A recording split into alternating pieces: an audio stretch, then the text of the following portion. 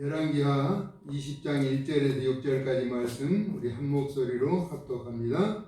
그때 히스기야가 병들어 죽게 되매 아모스의 아들 선지자 이사야가 그에게 나와서 그에게 이르되 여호와의 말씀이 너는 집을 정리하라 네가 죽고 살지 못하리라 하셨나이다. 히스기야가 낯을 벽으로 향하고 여호와께 기도하여 이르되 여호와여 구하오니 내가 진실과 전심으로 주 앞에 행하며 주께서 보시기에 선하게 행한 것을 기억하옵소서 하고 히스기야가 심히 통곡하더라. 이사야가 성읍 가운데까지도 이르기 전에 여호와의 말씀이 그에게 임하여 이르시되 너는 돌아가서 내 백성의 주권자 히스기야에게 이르기를 왕의 조상 다윗의 하나님 여호와의 말씀이 내가 내 기도를 들었고 내 눈물을 보았노라. 내가 너를 낫게 하리니 내가 3일 만에 여호와의 성전에 올라가겠고 내가 내 날에 15년을 더할 것이며 내가 너와 이 성을 아수르 왕의 손에서 구원하고 내가 나를 이해하고 또 내 종 다윗을 위함으로 이 성을 보호하리라 하셨더라. 아멘. 이런 본문의 말씀을 가지고 눈물의 기도라는 제목으로 말씀을 나누고자 합니다. 여러분 어떨 때 눈물이 나던가요? 가장 기뻤을 때나 또 슬펐을 때 사람에게는 눈물이 나죠. 요즘 의료시설이 발전해서 환부를 찾아내고 의사가 진단하여 살지 못하고 죽는다고 하면 대부분 맞아지는 경향이 있죠. 때로는 3개월, 때로는 6개월 시한을 예측하기도 합니다. 본문은 여호와께서 내리신 명령에 히스기야는 죽고 살지 못한다는 것입니다. 하나님의 종 이사야 선지자를 통해서 직접 들은 이야기죠. 이처럼 죽음을 통보받은 당사자는 몸이 굳어진다는 것을 또한 성경을 통해서 알 수 있습니다. 다른 사람도 아닌데 여호와께서 명령하셨는데 히스기야는 어떤 상태였을까? 다윗이 쫓기는 몸으로 부하들과 양을 지켜주었고 털 깎는 날에 양식을 구하였으나 그 양을 관리하는 나발이라고 하는 사람, 이 사람은 다윗의 요구를 거절했죠. 다윗이 쫓기는 몸으로 부하들과 그 양떼를 지켜주고 털 깎는 그날 잔칫날이죠. 먹을 것을 좀 달라고 했는데 나발이 거절한 거예요. 나발이. 그런데 그의 아내 아비가일이 나발에게 사실을 이야기합니다. 지금 나발은 잔치를 벌여서 술을 잔뜩 취했다가 그 다음날 일어났을 때 다윗이 당신이 청한 것을 들어주지 않아서 죽이려고 했다라고 하는 이야기를 듣고 몸이 돌처럼 굳어서 여호와께서 치심으로 10일 만에 세상을 떠났다라고 하는 이야기를 성경이 기록하고 있습니다.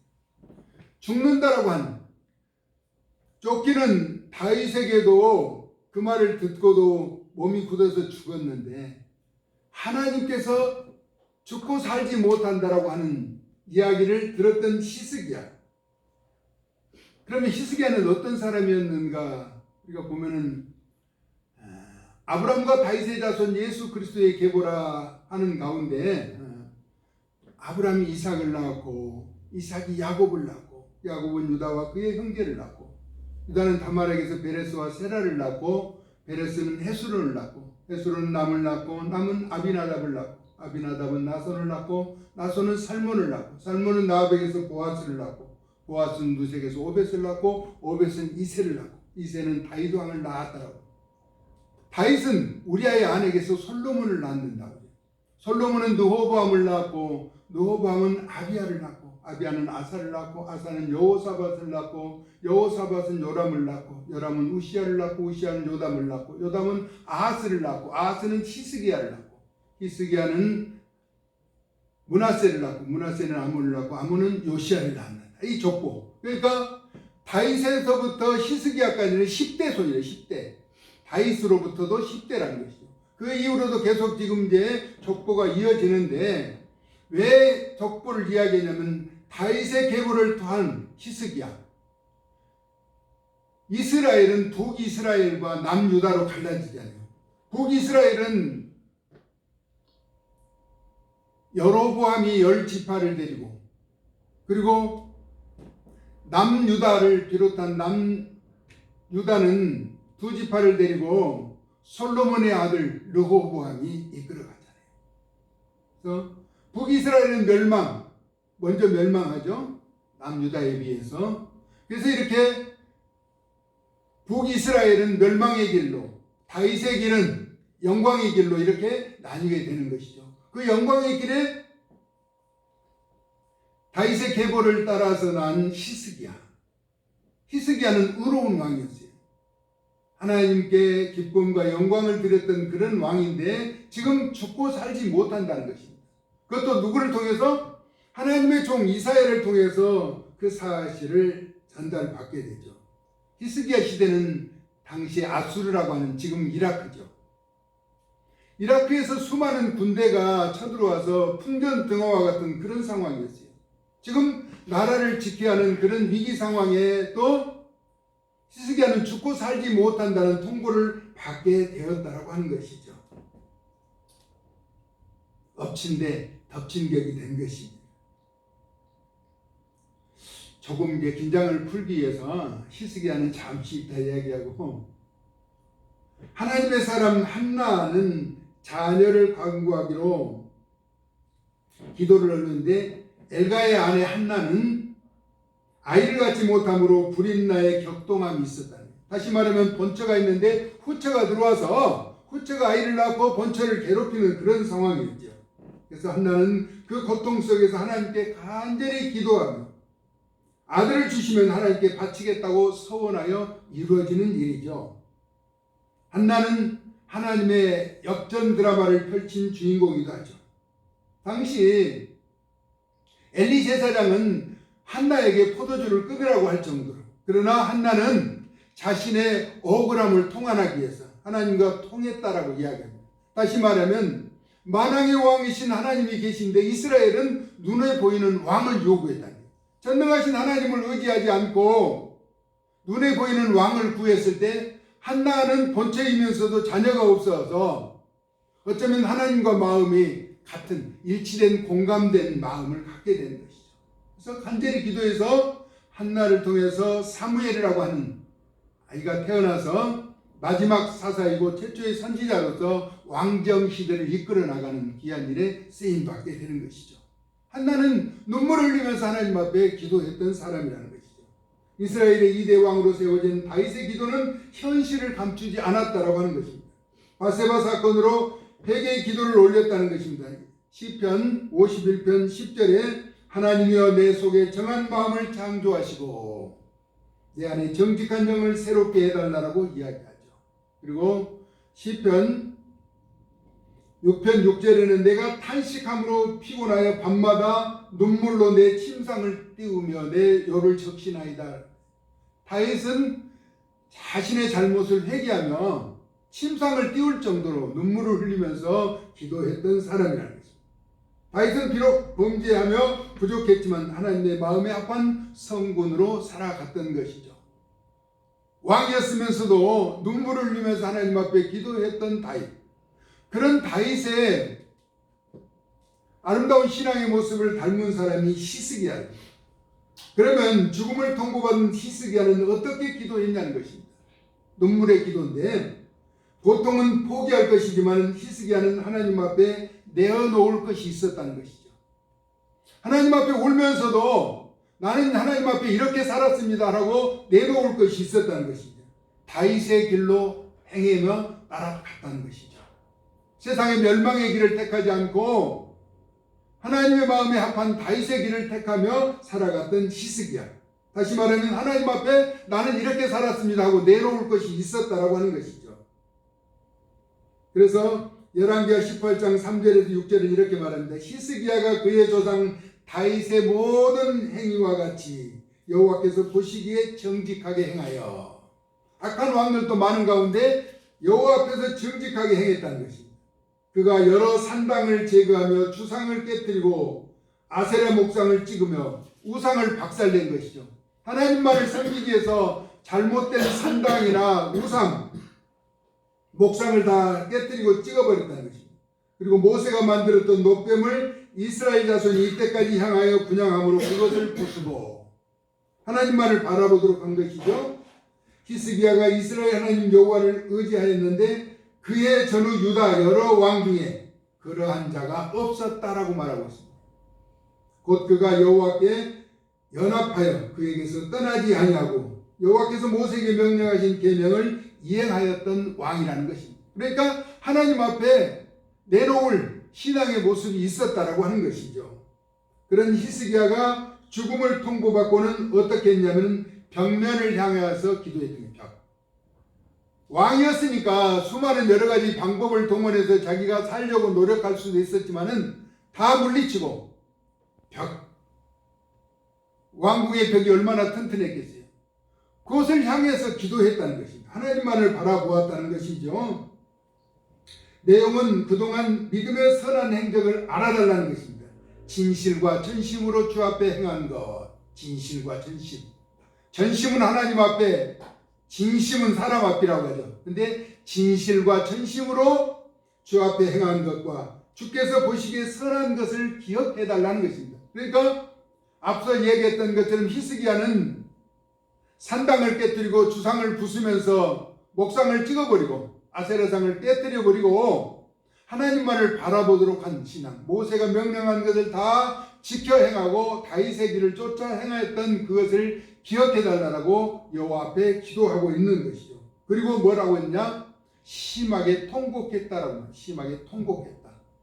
그냥 왕의 체면 다 물리치고 여호와 하나님 앞에 통곡했다는 것이죠. 왜냐하면 죽기 싫다는 것이죠. 아직 죽을 때가 안 됐다라고 하는 것입니다. 이 세상의 방법을 구하지 않고 오직 생명의 주관자이신 여호와께 구한 것이죠. 누구나 사람은 한 번 왔다가 가는 것인데 히스기야는 왜 죽음을 거부하면서 벽면을 향하고 여호와 하나님 앞에 매달리며 통곡했을까 하는 것입니다. 더군다나 여호와 하나님께서 직접 명령하신 죽음을 받아들이지 않았냐는 것입니다. 이는 아수르 군대가 침략해 오는 상황에 풍전등화와 같은 민족을 두고 갈 수가 없었고 아직 왕위를 이어나갈 후손이 없었다라고 하는 것입니다.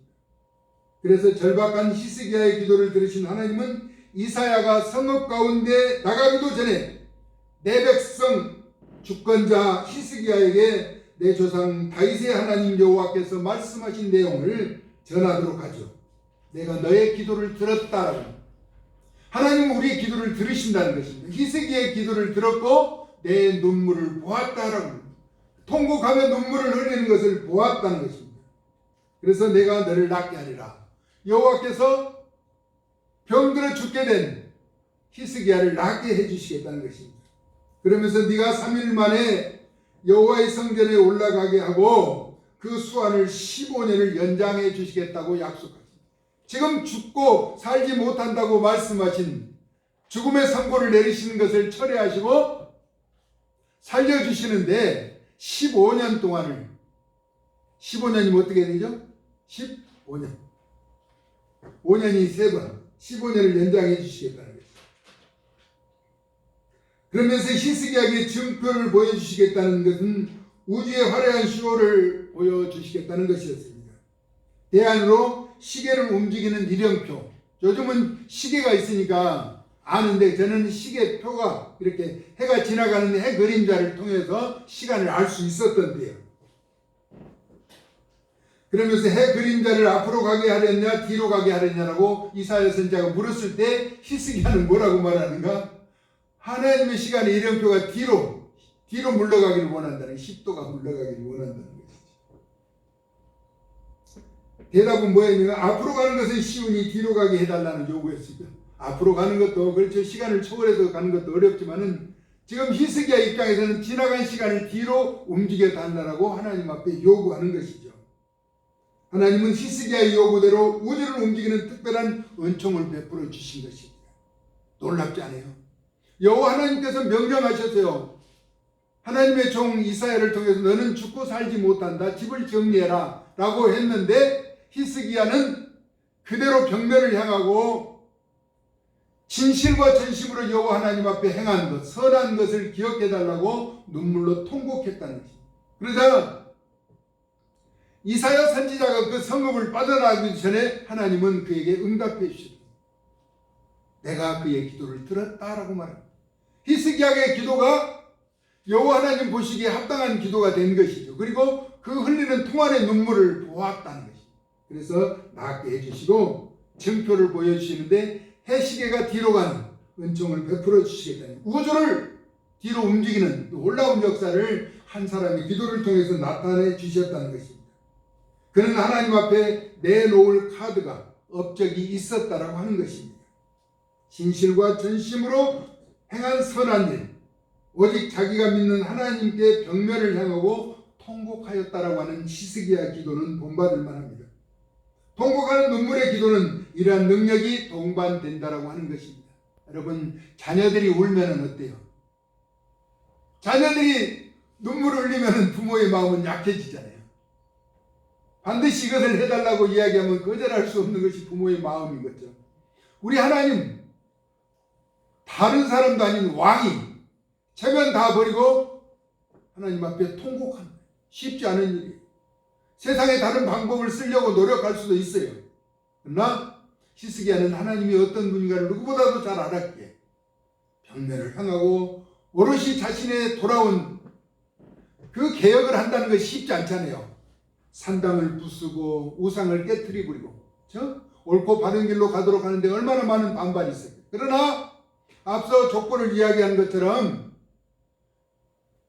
하나님의 선한 뜻을 이루는 하나님의 마음에 합한 다윗의 10대 손이, 그러니까 까마득한 옛날에 다윗이 그런 일을 행했다라고 듣기만 했던 그가 다윗이 행한 그대로 쫓아 행한다는 것은 쉽지 않은 일이었다는 것이죠.